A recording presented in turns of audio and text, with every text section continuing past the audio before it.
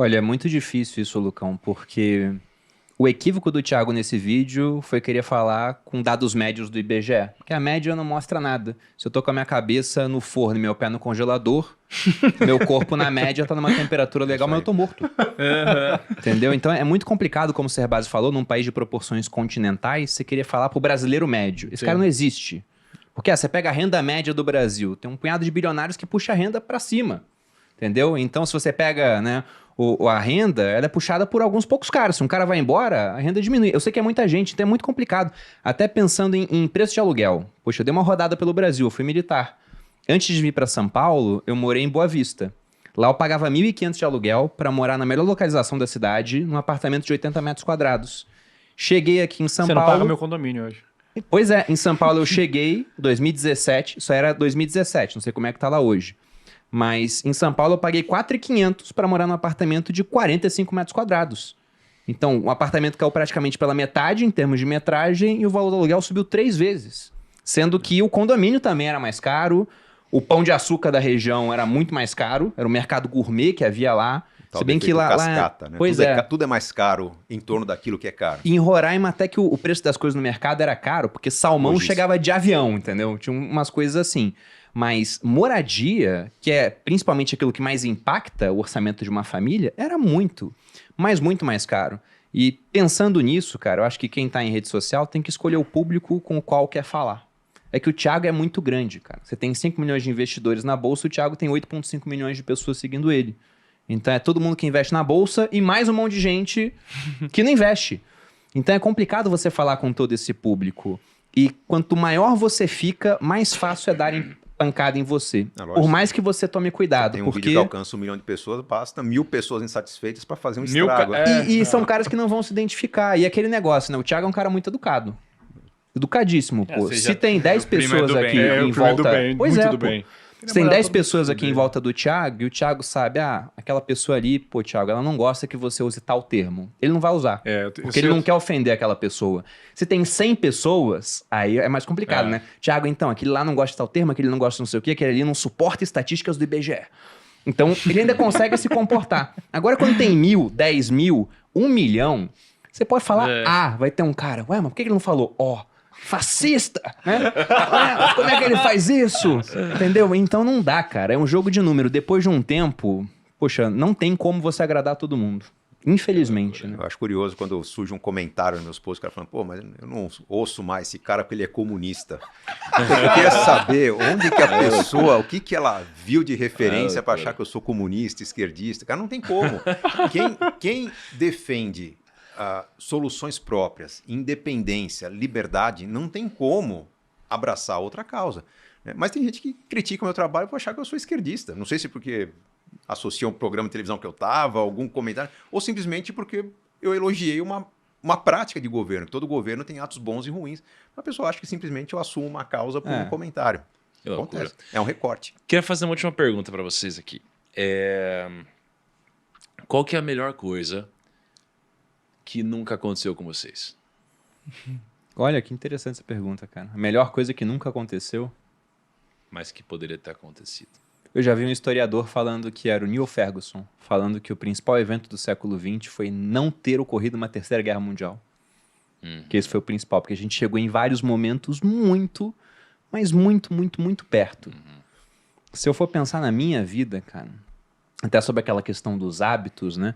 Uma coisa que eu tava pensando é que, poxa, disciplina é muito bom, buscar o conhecimento, porque a vida que você não tem hoje pode ser resultado de alguma coisa que você não sabe, você tem que aprender, ou que você sabe, né? Mas não faz, aí você não tem disciplina para fazer.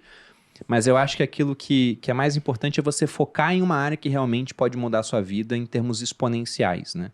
Que foi produzir conteúdo. Isso mudou pra caramba a minha vida. E eu só tô aqui porque a minha esposa começou a produzir conteúdo antes. Aí quando ela teve sucesso, eu pensei, poxa, será que eu consigo ter um pouquinho do sucesso que ela teve? Minha cabeça é, se 1.000 pessoas comprarem algo de R$1.000, eu fiz 1 milhão. De maneira muito mais rápida do que poupando e investindo ao longo dos 12 anos necessários para isso. Então a melhor coisa que não aconteceu na minha vida foi, por exemplo, ter pegado um outro caminho. Porque durante um tempo eu quis estudar para um outro concurso público. que alguns amigos meus estudaram e passaram na Receita Federal, passaram para ser fiscal de ISS, ICMS. Não, mas você estaria famoso também se você estivesse na Receita agora, né? Famoso. Agora Ia viralizar no TikTok, ia virar no tipo, o TikTok, gato da não Receita sei. Federal. Isso. Casimiro ia reagir você. Eu não sei como é que seria, mas se eu tivesse passado em uma outra carreira que me pagasse o dobro do que eu ganhava no Exército, talvez eu não tivesse o incômodo suficiente para querer fazer outra coisa, ou ter falado pra Malu, poxa, aí, o que a gente vai fazer? Que ela tá fazendo uma faculdade, talvez falasse, não precisa fazer nada, pô, a gente já ganha super bem, fica aí, descobre o que vai fazer. E tinha um certo incômodo, né, nela também, ela falou, poxa, eu preciso fazer alguma coisa diferente. E ela, quase que instintivamente, eu não tinha isso na minha cabeça como eu tenho hoje, né, bem definido, olha, uma área que pode dar uma evolução exponencial. Mas ela foi pra um caminho porque gostava de rede social e adotou uma área que era exponencial. E no começo eu não ajudei, eu fui contra. Então, talvez a melhor coisa, além disso, foi a Malu não ter me ouvido. Porque eu falava, olha, rede social é perda de tempo. Olha, Até que ela me mostrou, não, tem 500 pessoas me assistindo aqui. Eu pensei, caramba, 500 pessoas. $500 mil. Exato. Se eu vender R$1.000, né, para essas 500 pessoas, algo de R$1.000 dá $500 mil. Então, eu acho que esse foi o ponto. E se eu pudesse dar, né, finalizando a minha parte aqui, uma última dica para o pessoal que está assistindo, é tentar encontrar essa área que pode mudar na sua vida. Eu gosto sempre daquela história do Pareto, né, o teorema de Pareto do 80-20. O Pareto era um polimata italiano, engenheiro, estatístico, tinha várias habilidades, cientista político, tem muita coisa que ele fez em termos de publicação. E uma vez analisando a distribuição de terras na Itália, ele viu que 80% das terras eram de 20% das famílias. E o pessoal para aí quando fala do Pareto, né, no 80-20. Ah, então você vai ter 80% de resultado da sua carteira vindo de 20% dos ativos, por exemplo. Só que olhando esses 80% das terras, ele viu, e os 20% das famílias, ele viu que 20% dos 20%, ou seja, 4% das famílias, eram donas de 80% dos 80%, de 64% das terras. E novamente ele foi ver que havia um punhado de famílias pequeno, 20 desses 4, 0,8, que eram donos de praticamente 51% da Itália. E a mesma coisa vale para mim hoje, então eu sempre fico pensando, né, o que é mais importante que eu faça? E nada é mais importante para a empresa, por exemplo, do que eu estar em frente a uma câmera. Isso que é a minha contribuição exponencial para a empresa. O Thiago é a mesma coisa, pô. A gente teve aquela discussão no ano passado, né, de, poxa, o Thiago tem que ser o CEO, não tem que ser. E hoje a gente tem um co-CEO do lado do Thiago para que ele possa ser mais influenciador. Porque nada é mais rentável para a empresa do que o Thiago em frente a uma câmera. Então, as pessoas têm que pensar nisso também. O que é o mais importante que você pode fazer para tentar acelerar a sua mudança de vida, para ficar rico? muito bom, Pedro. Seria isso. Seus raciocínios são sempre excelentes, só? cara. Muito bom. Muito bom, Pedro. Isso é muito foda. Você é sempre perspicaz nas observações, Thiago. Parabéns. É um bom observador, né? E você, E Cerbasi? você? Cara, sabe, talvez uma das perguntas mais difíceis que me foram colocadas. Minha vida teve muitos reveses, muitas situações em que eu me aventurei. Eu comecei a dar aula sendo tímido, então me expondo para os leões. Minhas primeiras aulas, eu era um cara de 27 anos dando aula para alunos de 35. Né? Então, eu sofria bullying dos meus alunos.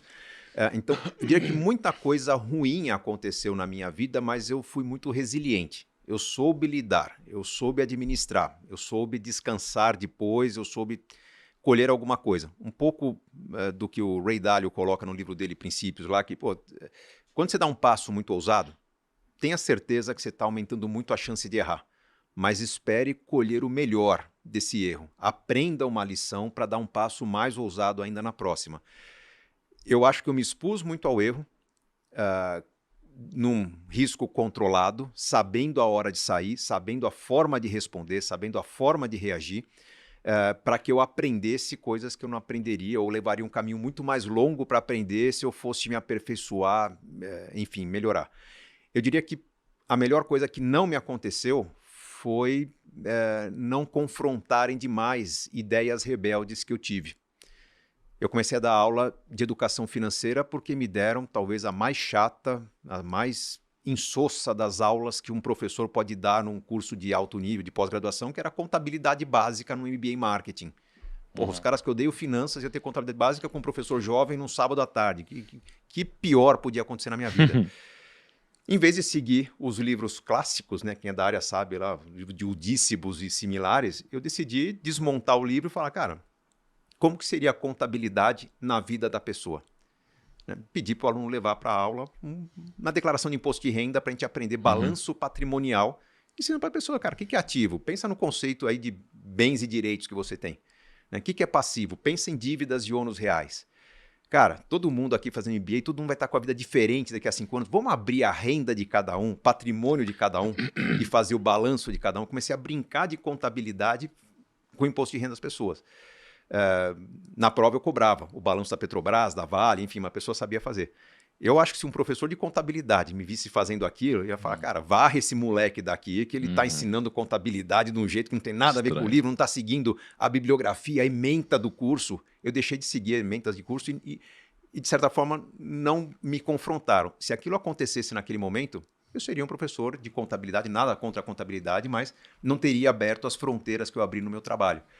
Foi uma mistura de coragem com uma certa resiliência para lidar com as dificuldades que surgiram daquilo, né, a partir daquele momento.